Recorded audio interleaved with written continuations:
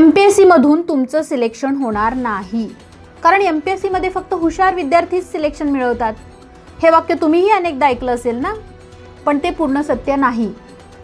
मित्रांनो, जर फक्त हुशार विद्यार्थीच सिलेक्शन मिळवत असते तर दरवर्षी नवीन विद्यार्थी यशस्वी झाले नसते. MPSC मध्ये IQ पेक्षा जास्त महत्त्वाचं आहे ते म्हणजे तुमची कन्सिस्टन्सी. दररोज थोडा अभ्यास, दररोज थोडं रिव्हिजन, दररोज थोडे PYQs आणि एक्झामच्या आधी मॉक टेस्ट सॉल्व्ह करणं. मित्रांनो, हे एका दिवसात चमत्कार घडवत नाही, पण कन्सिस्टन्सी राखणारा विद्यार्थी 6 महिन्यांनी इतरांपेक्षा खूप पुढे गेलेला असतो.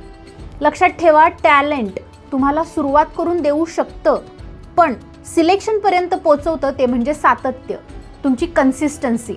म्हणून आज स्वतःला हुशार सिद्ध करण्याचा प्रयत्न करू नका, कालपेक्षा 1% चांगलं होण्याचा प्रयत्न करा.